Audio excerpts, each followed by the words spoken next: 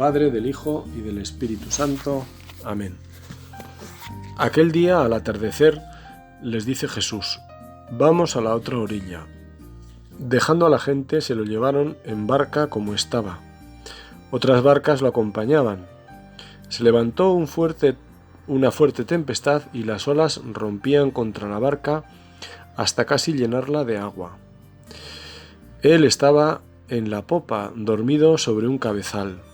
Lo despertaron diciéndole: Maestro, ¿no te importa que perezcamos? Se puso en pie, increpó al viento y dijo al mar: Silencio, enmudece. El viento cesó y vino una gran calma. Él les dijo: ¿Por qué tenéis miedo? ¿Aún no tenéis fe? Se llenaron de miedo y se decían unos a otros: ¿Pero quién es este? Hasta el viento y el mar lo obedecen. Una vez más, y no es de extrañar, habiendo varios pescadores en el grupo, salimos con Jesús en la barca. Invocamos al Espíritu Santo al comenzar esta oración para que esta navegación, que es también nuestro rato de meditación, guiada por el soplo de Dios, nos lleve a buen puerto, al puerto donde escuchamos su voz de Maestro amable y renovamos nuestra entrega. El Señor se sirve de este instrumento de pesca para su trabajo apostólico. Él nos quiere pescadores de hombres, siguiendo el mandato de los 12. Con el atardecer, Jesús invita a Pedro. Vamos a pensar en él como timonel de la nave, a pasar a la otra orilla. Es un lago con la suficiente anchura para desplegar la vela y aprovechar el viento de la tarde que bien conocían estos hombres de la mar, aunque se trate de un mar de agua dulce y sus orillas sean visibles sin dificultad. Con todo, nos dice Marcos que comenzó un vendaval. El viento del que se pensaban servir para que los llevara cómodamente tomó vida propia y comenzó a amenazar la navegación ante la preocupación creciente de los apóstoles, que veían entrar el agua en la embarcación hasta el punto de poner en peligro a todos porque la nave se iba llenando de agua. Lo curioso de este episodio es que Jesús estaba ajeno a lo que pasaba, completamente dormido. Pero ¿cómo puede uno estar dormido en semejante trance? Es lo primero que uno se pregunta. Se ha dicho que Jesús estaría profundamente cansado porque tenía días de intensa actividad con enfermos, largas caminatas, quizá justos en la alimentación y sobre todo la intensidad de la preocupación por los enfermos de cuerpo a los que dedicaba tanto tiempo e interés. Y también los enfermos de espíritu. Sabemos que Jesús lloró viendo Jerusalén, manifestando así su dolor ante esta ciudad a la que amaba profundamente como buen israelita. Sufría también por la frialdad ante el anuncio del reino que él predicaba: Jerusalén, Jerusalén, la que matas a los profetas y apedrea a los que te son enviados. ¿Cuántas veces quise juntar a tus hijos como la gallina junta a sus pollitos debajo de tus alas y no quisiste? Jesús tenía un corazón profundamente misericordioso, que sufría con una intensidad que no podemos captar del todo. Toda esa vida de emoción, en el sentido más pleno de la palabra, también llevaría a Jesús al agotamiento, a pesar de su fortaleza física. A todo esto hay que añadir las noches en oración, que no serían tan infrecuentes. Por otra parte, todos tendremos la experiencia de ver dormir a personas sanas en circunstancias incomprensibles quizá para nosotros. Sea como fuere, Marcos con toda sobriedad nos cuenta que Jesús estaba en la popa, durmiendo sobre el cabezal. ¿Cuánto tiempo duró el sueño? O mejor, ¿cuánto aguantaron los apóstoles respetando el cansancio de Jesús? No lo sabemos. pero sí el suficiente para que en la barca fuera entrando el agua. Esta sí que despertará al Señor, pensarían, pero no llegaron a comprobarlo, porque algún impaciente, quizá Pedro o Juan, al que ya le reconocían la predilección que Jesús le tenía, le despertó. Maestro, ¿no te importa que nos ahoguemos? Con un argumento tan sólido, había razones para interrumpir el descanso de Jesús. Y el maestro, como así lo llamaron, se puso a hablar con el viento y el mar. Silencio, cállate. Jesús se dirige a ellos como si fueran personas. No deja de ser sorprendente. También lo había hecho en otras ocasiones. Una directamente con una higuera, a la que con sus palabras dejó sin sentido, porque la privó de frutos. Que nunca nadie coma frutos de ti. Lo cuenta también Marcos. Y Jesús también se dirigió a su amada Jerusalén. ¿Cuántas veces he querido reunir a tus hijos? Y a Corozaín y Betsaida, por haber desoído la llamada a la conversión. Y llegó la calma. Una gran calma, dice Marcos. Esa calma llegó al lago, pero no a los corazones de los apóstoles. Y entonces llegan las preguntas de Jesús a todo el grupo. ¿Por qué tenéis miedo? ¿Por qué no tenéis fe todavía? Ante estas preguntas no hubo respuesta. Lo único que recoge el evangelista es el temor. Parece que antes por la suerte de sus personas y ahora por el mismo Jesús. ¿Quién es este? Estos son los hechos. Pero cuando el evangelista los escribe como buena noticia, no lo hace solo para contarlos, sino para que fueran revividos, es decir, para que dieran vida, porque son alimento.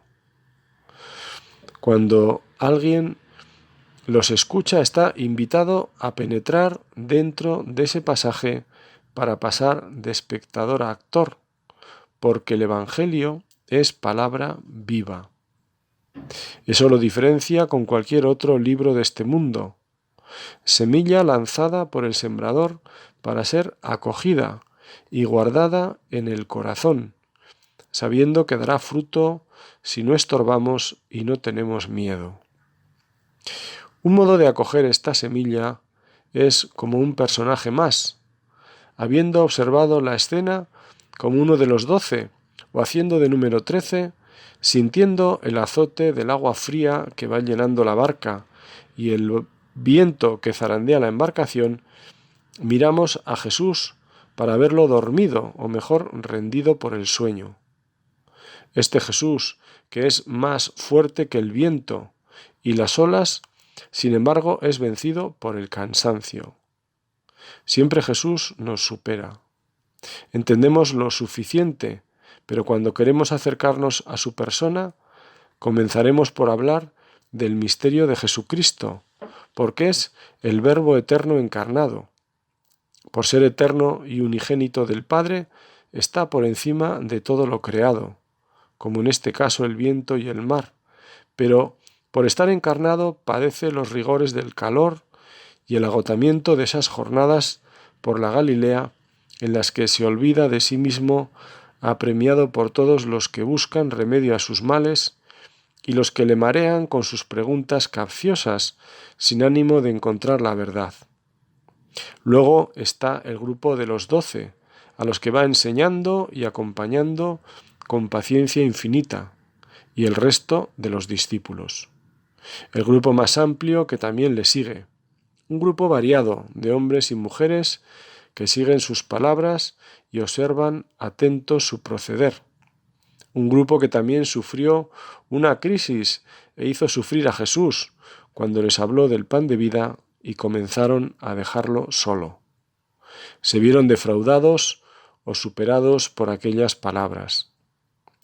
Ojalá que las palabras de Jesús las acojamos con ese espíritu de profunda novedad y con la fe de saber que son para el hoy de mi vida. Pero al mismo tiempo, ojalá que no las manejemos hasta el punto de abarcarlas o manipularlas como si todo lo que tienen que decir lo sé yo mejor que tú y lo que sería peor, mejor que el sentir de la Iglesia expresado en su fe y enseñanzas autorizadas. A mí me sirve la imagen de la palabra hecha carne en los brazos de María en Belén, para entender cómo tengo que acoger esa palabra, con el respeto de quien es invitado por una madre a tener en sus brazos al autor de la vida. En este caso es la Iglesia nuestra Madre, la que pone en los brazos de nuestro corazón esta palabra, con la que conocemos más a Jesús y nos mostramos ante Él con la mejor disposición para que Él transforme con su palabra nuestra vida, nuestro vivir diario. Jesús comienza por poner dirección a la nave. La quiere mandar a la otra orilla. Parece que esa es la finalidad de este episodio, simplemente atravesar el lago. No era nada particular, pero a partir de esta travesía, que no sería la última seguramente, las siguientes estaría presente lo que ocurrió en esta, a nada que volviera a soplar el viento, y no digamos si a Jesús le volvía a vencer el cansancio. Cosas ambas nada improbables. Si te sirve, a mí me sirve pensar en esta travesía como en la navegación de un día cualquiera de nuestra vida.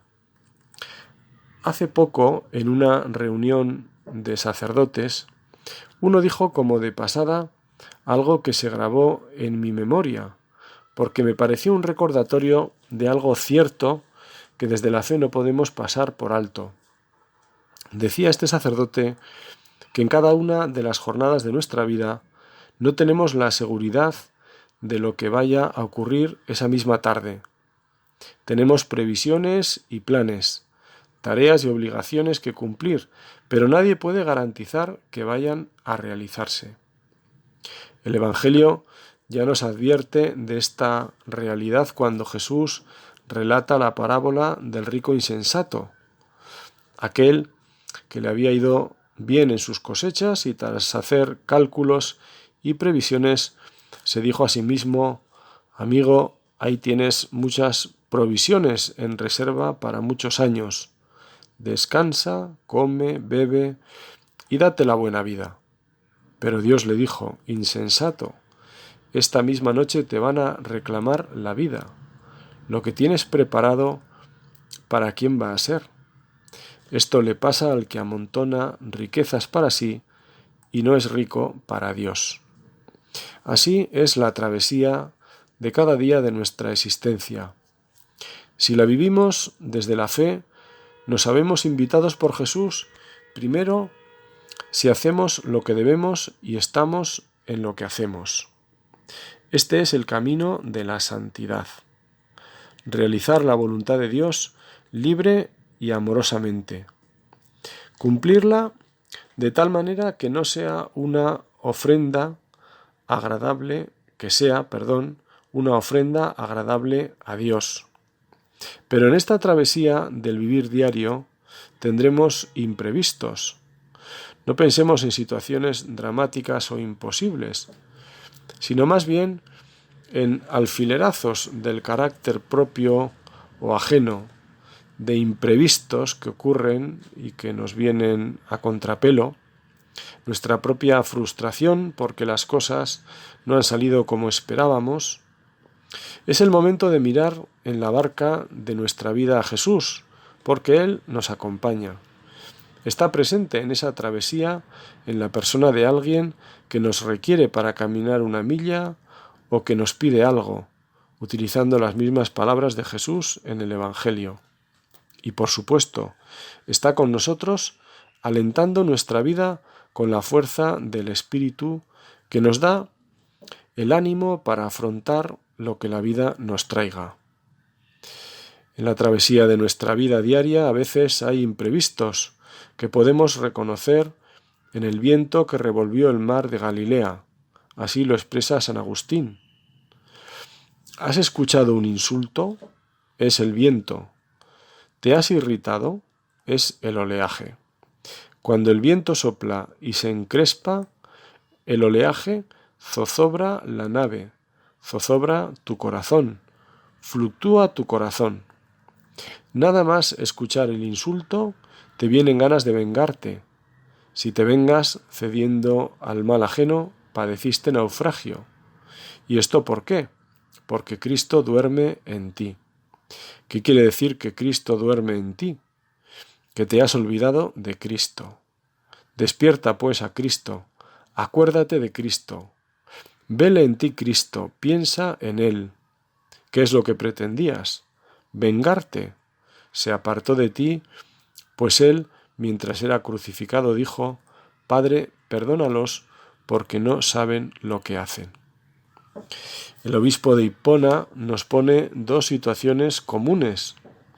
Es muy cercano escuchar esta palabra del santo que 1500 años antes de escucharlas, nosotros nos recuerda que las dificultades de nuestro vivir diario son como las suyas, si es que él las experimentó, o las que él veía y quería reformar. Agustín habla de los insultos como el viento, sin decirnos la causa de los mismos. Si estos nos irritan, es que el viento de los insultos ha conseguido lo mismo que en el mar de Galilea, ha provocado un oleaje. Es la reacción del hombre viejo, del hombre natural. ¿Cómo no me va a irritar un insulto? Sin embargo, San Agustín nos dice que no debe ser así. La mirada de los santos iría a devolver bien por mal. La irritación no lleva a eso, sino que puede ser el principio de la venganza. Recordarás la respuesta de Jesús al que le golpeó en el pretorio, una respuesta llena de paciencia, que desde la debilidad manifiesta la fortaleza de la caridad. Lo mismo ocurre con los insultos y salivazos. La respuesta de Jesús es el silencio y la oración. Está claro que a los santos lo primero que les duele en el pecado es la desgracia del pecador.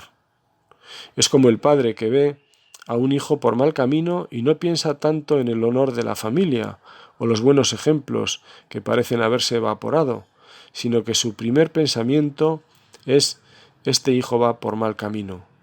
La ruta que lleva no conduce a Dios. ¿Cómo puede ser esto así? ¿Cómo se puede responder con el bien al mal injustamente causado?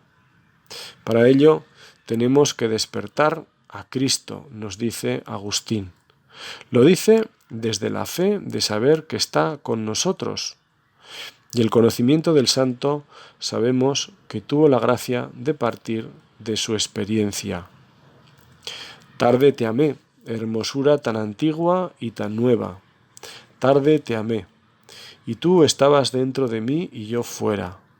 Y así, por el de fuera te buscaba, y deforme como era, me lanzaba sobre estas cosas que tú creaste. Tú estabas conmigo, pero yo no estaba contigo. Reteníanme lejos de ti aquellas cosas que si no estuviesen en ti, no existirían.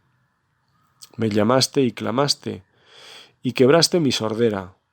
Brillaste y resplandeciste, y curaste mi ceguera. Exhalaste tu perfume, y lo aspiré, y ahora te anhelo. Gusté de ti, y ahora siento hambre y sed de ti. Me tocaste, y deseo con ansia la paz que procede de ti. Son las palabras que seguramente habrás escuchado más de una vez, con las que el mismo santo pues relata esa experiencia maravillosa del Señor que estaba en él. Los apóstoles tuvieron el acierto de dirigirse a Jesús. Tenían claro dónde estaba la solución, y aunque su ruego comienza más bien con un reproche: Maestro, ¿no te importa que perezcamos?, si lo despiertan es porque saben que la palabra de Jesús es eficaz. Por eso, cuando sintamos en nuestra vida la contradicción por ser cristianos en forma de desprecio, burla o directamente de insulto, tenemos que despertar a Cristo, es decir, invocarlo. Es la forma de responder cristianamente, es decir, con Cristo. Responder como Cristo, pero sobre todo dejar que Cristo responda en nosotros. El propio Jesús había advertido a los apóstoles de estas contradicciones por su causa y de la serenidad en la respuesta. Cuando os arresten, no os preocupéis de lo que vais a decir o de cómo lo diréis. En su momento se os sugerirá lo que tenéis que decir. No seréis vosotros los que habléis. El Espíritu de vuestro Padre hablará por vosotros. Lo que hemos dicho de las contrariedades que vienen de fuera, lo podemos decir de otras que se viven en nuestro interior. Las tentaciones. Una de las 7 peticiones del Padre Nuestro está dedicada a esta realidad de nuestras vidas. Si Jesús nos dice que recemos así es porque la tentación o las tentaciones nos acompañan. De lo contrario, la petición sería que no tengamos tentaciones. Pero si lo que pedimos es no caer en ellas, es porque de alguna forma son inevitables. Forman parte de nuestra condición humana, inclinada hacia el mal. Curiosamente, el Catecismo matiza que en esta petición le pedimos al Señor no permitas entrar en la tentación. Esta parece ser la traducción más exacta y nos puede ayudar a entender lo que la sabiduría cristiana nos enseña. Con la tentación no se dialoga. Cuando alguien viene a ofrecernos algo de lo que desconfiamos y nos han aconsejado personas con autoridad que no merece la pena dicha oferta, lo mejor será no coger el teléfono. Y si lo cogemos por educación, manifestar que no tenemos interés en escuchar la oferta, porque la oferta será lo suficientemente atractiva para que la aceptemos.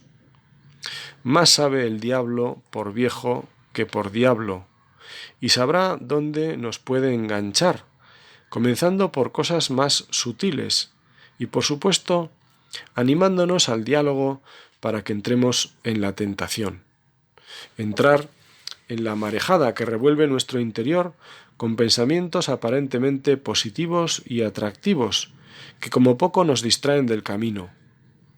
También San Agustín nos invita a despertar a Cristo para que con su palabra devuelva la paz a nuestro corazón agitado.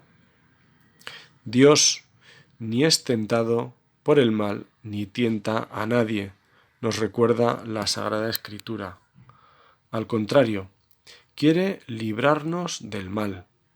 Le pedimos que no nos deje tomar el camino que conduce al pecado, pues estamos empeñados en el combate entre la carne y el espíritu. Esta petición implora el espíritu de discernimiento y de fuerza, nos dice el Catecismo.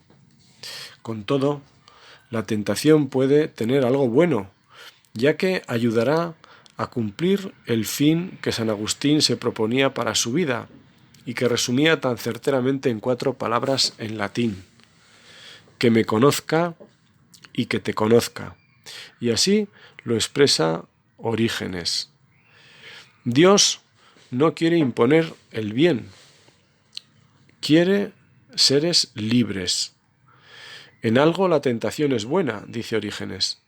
Todos, menos Dios, ignoran lo que nuestra alma ha recibido de Dios, incluso nosotros.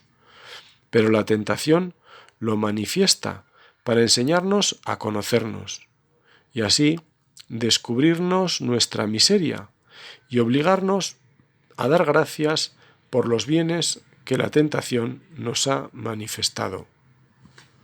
Dicho esto, recordamos las palabras de Pablo a los Corintios: no habéis sufrido tentación superior a la medida humana, y fiel es Dios, que no permitirá que seáis tentados sobre vuestras fuerzas. Antes bien, con la tentación os dará modo de poderla resistir con éxito. No tengamos miedo. Es lo que Jesús nos dice a nosotros hoy, como se lo decía a los asustados apóstoles, que se llenaron de miedo. Tuvieron miedo de la tormenta y luego con la calma volvieron a tener miedo. Nosotros le pedimos al Señor vernos libres de ambos temores, del primero del miedo a las tormentas, de las contrariedades y las tentaciones de nuestra vida, porque Él está con nosotros y no dejará de estar aunque tengamos la desgracia de fallar. Tenemos experiencia de que el perdón de Dios siempre se nos ofrece con una sonrisa. En segundo lugar, sabiendo quién es Jesús, pedimos el don del temor de Dios, que es un don del Espíritu Santo, por el cual el alma se llena de amor y, consciente de su fragilidad, teme llegar a ofenderle a Dios, a perderle. Se podría hablar de un don de la reverencia, de la capacidad de descubrir la grandeza de Dios, motivo de adoración y alabanza. Hasta el viento y el mar le obedecen. Termino con esta frase, que es la conclusión de los apóstoles, porque nos lleva a otro gran tema de nuestra vida, la libertad. Nosotros, si queremos, no obedecemos. La vida de Cristo, que fue pura obediencia, encuentra en nosotros este rasgo de vanagloria. No me da la gana de obedecer. O mejor, obedeceré a otro, que es lo mismo que decir a mí mismo. El Señor, que era obedecido por la naturaleza, nosotros, que somos parte de esa naturaleza, pero lo más precioso de la misma, porque somos imagen y semejanza del Señor, tenemos este don, como digo, maravilloso y también dramático de nuestra libertad, por el cual podemos no obedecer. Por eso, al terminar este rato de oración, vamos a poner nuestros ojos en Santa María, como lo hacemos siempre, para ver en ella esa imagen pues que siempre nos ayuda, porque María es la que obedece y la que ampara. Esas dos cosas sabemos de nuestra madre. He aquí la esclava del Señor. María, podíamos resumir su vida en un hágase en mí según tu palabra. Esa es la frase que quizá resume toda su vida, todo, no solo el sentido de su vida, sino el espíritu profundo de su existencia. La obediencia a Dios, la obediencia a Dios. Y a la vez, la Virgen, Madre de la Iglesia, Madre nuestra, es también nuestro amparo.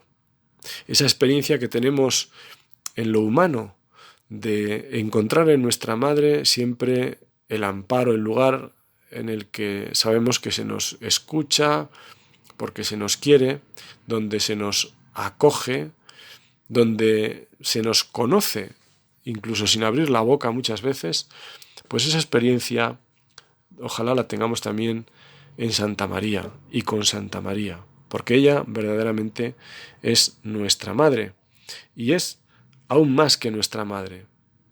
Pues vamos a pedirle a ella de corazón que, poniendo en ella nuestra confianza, ella que es nuestra valedora, encontremos esa fortaleza, ese amparo seguro, ese lugar cierto donde sabemos que, a pesar de las dificultades, de las tormentas, de los vientos, de las complicaciones que la existencia a veces nos trae o que nosotros mismos nos creamos, en ella está, como digo, siempre esa estrella a la que caminar, a la que mirar y en la que sentir la calidez de lo que es el amor de Dios. Que así sea.